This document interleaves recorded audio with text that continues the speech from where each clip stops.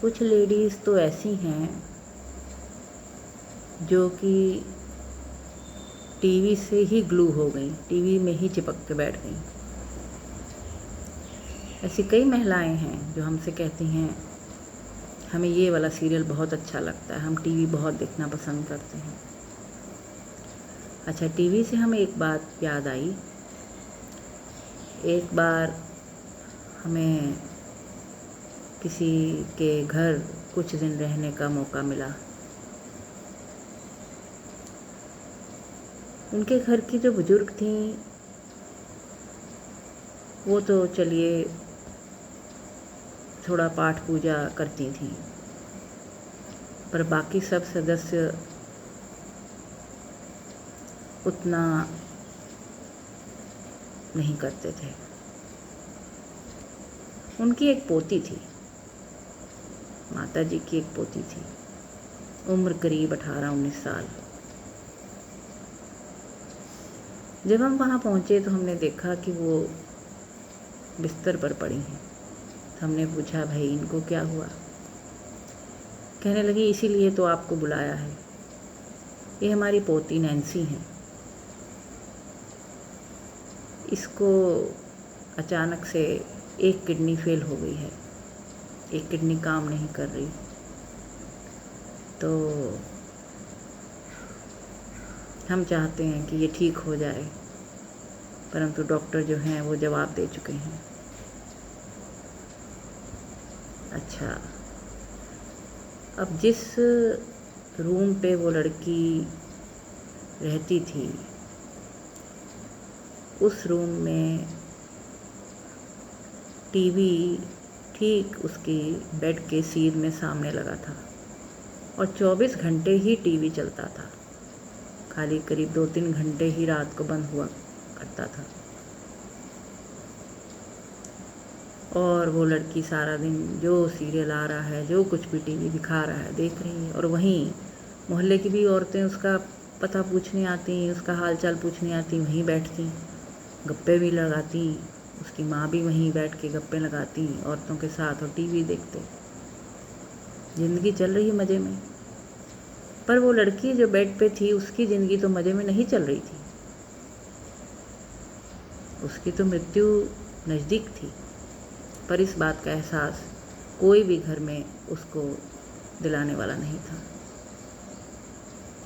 2 दिन रुकने के बाद हमने वहाँ से प्रस्थान किया। फिर हमें 15 दिन बाद फ़ोन आया कि उसकी दूसरी किडनी भी फेल हो गई। तो माता जी हमसे कहने लगी कि इसको जन्मदिन पर आशीर्वाद दीजिए, हम तो इसकी शादी करना चाहते हैं, ये शादी हो जाए। अभी इसने देखा ही क्या है, छोटी बच्ची है, अभी तो कुछ भी नहीं देखा ज़िंदगी में। अब कितना देखना है ज़िंदगी में, कितना नहीं देखना, ये तो ऊपर वाले के हाथ में है। ये तो वो जानता है कि हमें कितना यहाँ रहना है, कितना नहीं रहना। हम उसके काम में दखल अंदाजी नहीं कर सकते। हम ये नहीं कह सकते कि तुम ऐसा करो।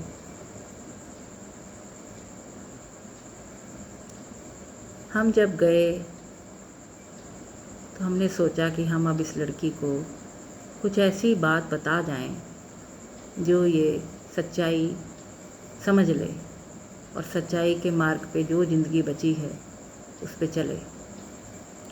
तो हमने सोचा सबसे अच्छा समय जाने का सुबह का है, जब सब लोग सो रहे होंगे तब जाया जाए। तो हम गए, हमने देखा कि सब सो रहे हैं, गेट खोल के अंदर चले गए। लड़की के बेड के पास जाके हमने एक सुंदर सी कृष्ण दामोदर की तस्वीर जो हम ले गए थे उसके तकिए के नीचे रख दी। और जैसे ही मैंने लड़की का हाथ पकड़ा, लड़की ने आंखें खोल लीं और कहने लगी, अरे आप आई, हमें पता नहीं लगा। हमने कहा कोई बात नहीं, अब शोर मत बचाओ, किसी को मत बताओ कि हम आए हैं। हम तुम्हें कुछ जीवन की सच्चाई बताने आए हैं। तुम्हारा आज जन्मदिन है और हम तुम्हें ये कहने आए हैं कि तुम्हारे दिन बहुत कम हैं और जो दिन रह गए हैं वो दिन प्रभु भक्ति में लगा लो, प्रभु का चिंतन करो, क्योंकि वही कष्ट निवारण करेगा और वही तुम्हें मोक्ष दिलाएगा।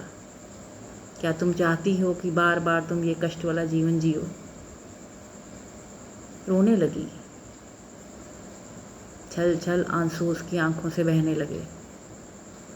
दूसरी बात मैंने ये बोली, तुम्हारे कमरे में टीवी रखा है, सारा दिन यहाँ औरतें बैठ के टीवी देखती हैं। उनसे बोलो ये टीवी बंद करें, नहीं तो तुम्हारा बेड कहीं और लगा दें, क्योंकि अंत टाइम में क्या टीवी ही देखोगी तो वही दिमाग में तुम्हारे चलेगा, तो फंस के रह जाओगी फिर आने जाने के चक्कर में।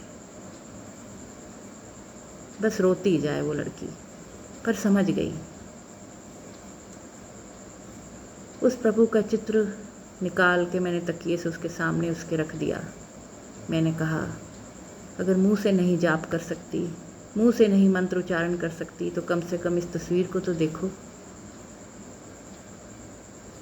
इसको अपना सच्चा साथी मानो, यही तुम्हारे को जो है आगे मार्ग में सहाय होगा, तुम्हें मार्गदर्शन करेगा, तुम्हें लेके जाएगा और तुम्हें मोक्ष दिलाएगा, तुम्हारा दुख कट जाएगा।